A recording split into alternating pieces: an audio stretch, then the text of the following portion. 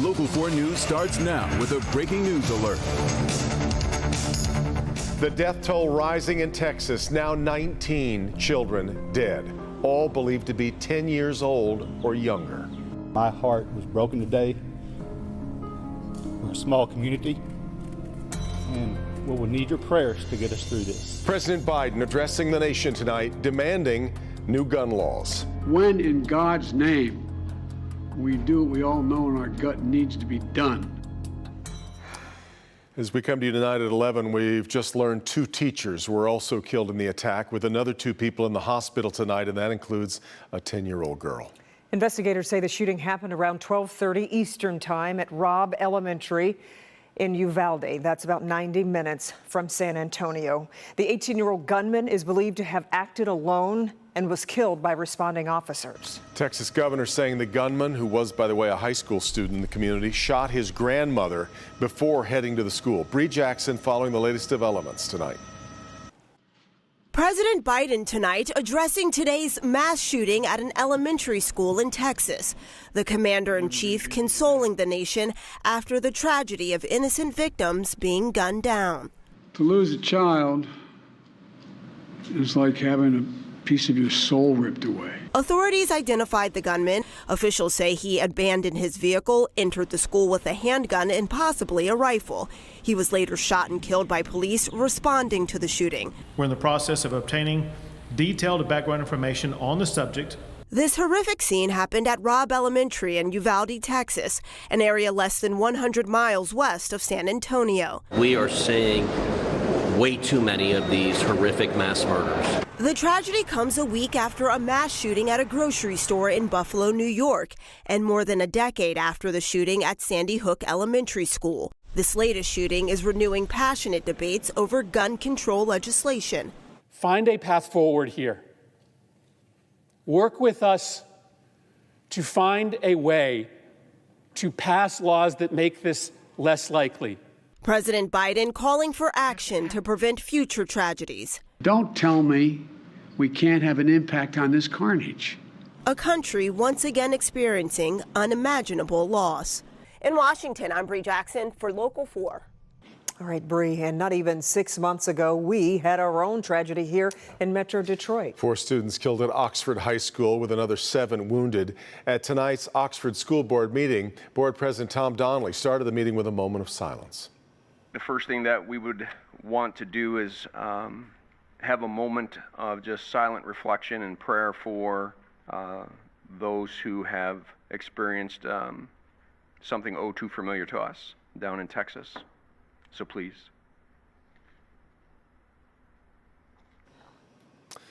It was Oakland County deputies who were first on the scene the day of the shooting at Oxford High School. Tomorrow morning, Sheriff Mike Bouchard will join us live, sharing his experiences and his reflections on the tragedy and how community can heal. Tomorrow morning at 7:15 on Local 4+. More news tonight. Families at an Ecorse apartment complex say they're living in fear amid a rise in violent crime at the complex. And this isn't the first time they're speaking out. Pamela Osborne is live tonight with the new concerns surrounding the Renaissance estates of Ecorse. Pam. Well, Kimberly, it's not just residents that have their concerns. It's actually the managers of this property. They are doing everything they can to keep their residents safe after several shootings.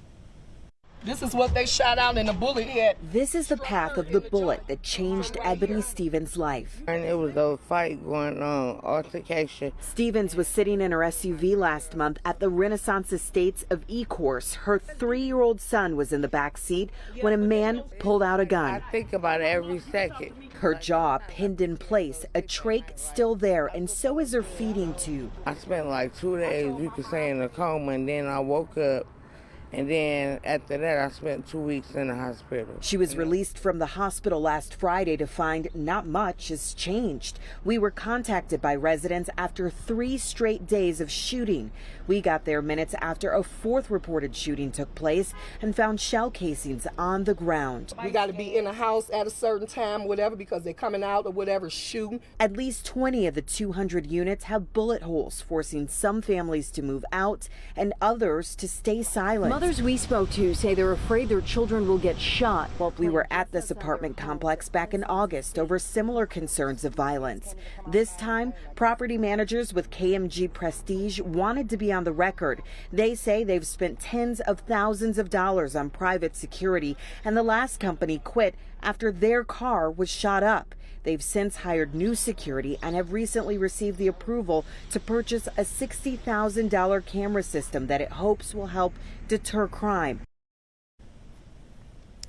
And we did reach out to the mayor of Ecorse as well as the police chief there. When we didn't hear back from them, I called the city attorney, and here's what he was able to tell me. He actually was just discussing this very issue with the deputy police chief today, and what they've decided to do are patrols in that area 2 times a day. They also add that state police are going to be coming in beginning tomorrow to do routine checks of that neighborhood. Now, this is something that residents say happened last summer after we were out there and did that original story. They said that it helped. They're hoping that it continues to help as we approach these warmer months when we know crime and incidents tend to tick up.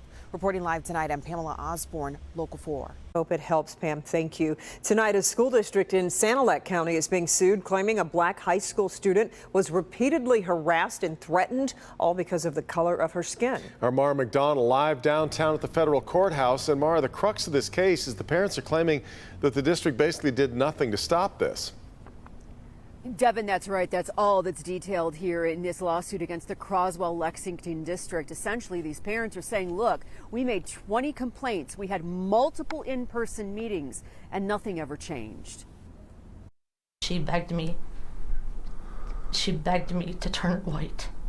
I wanted to die. It's heartbreaking. As a mother. That was the moment April and Rob Malik said enough. Their 14-year-old daughter, who was adopted, is black, and the Maliks say had been tormented at school because of the color of her skin for months. She got to a point where she'd wake up in the morning and she's like, okay, great. Now what are they going to say today? What are they going to do today? As detailed in the federal lawsuit, everything from go back to the plantation and pick cotton to we're going to shoot all the, and used a racial slur.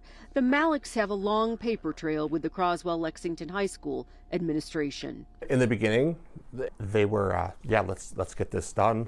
We're going to investigate. Except the Maliks and their attorney, Deborah Gordon, say nothing was done. You have adults standing by and not taking action. Like staff who were told to escort their daughter for her safety, telling her she was, quote, using the race card. The district refutes these claims completely in a statement which in part says, quote, we do not tolerate harassment of any sort, including racial harassment, and, quote, if any alleged harassment is found to have occurred, it is immediately and appropriately addressed and stopped. Back here live, before the Maliks filed this federal lawsuit, not only did they have multiple meetings with the school district, with the administration, they also appealed to the school board. They had the NAACP from Port Huron come in and address the school board about issues. And they say the bottom line is nothing moved the needle. We're live downtown tonight outside the federal courthouse. I'm Mara McDonald, Local 4. Yeah. Okay, Mara. 4 people are in custody tonight for allegedly firing shots at Detroit police officers on the city's west side. Police say they executed a search warrant today at a house on Somerset and Whittier. It all started last Saturday when a man hanging out of a car near Davison and Dexter started shooting at an officer's patrol car. Police say 3 other people were in the shooter's car. Right now, it's unclear if those people are who police have in custody. James Craig is now asking Michigan Attorney General Dana Nessel to investigate what he believes is a planned effort to keep him off the ballot. Last night at 11, we first reported the State Bureau of Elections found only 10,000 of the 21,000 signatures his campaign submitted were actually valid. The rest believed to be forgeries. He's one of 5 GOP gubernatorial candidates the Bureau is recommending be disqualified from the primary ballot. The Board of Canvassers will meet this Thursday to determine officially the eligibility of those candidates. Tonight, Abbott says it will restart production of baby formula at its Michigan plant on June 4th amid a nationwide shortage. Congress is expected to tackle the shortage this week. The House and Energy Commerce Committee has a hearing on the shortage Friday. Also tomorrow, another baby formula shipment from overseas is expected to arrive here in the United States.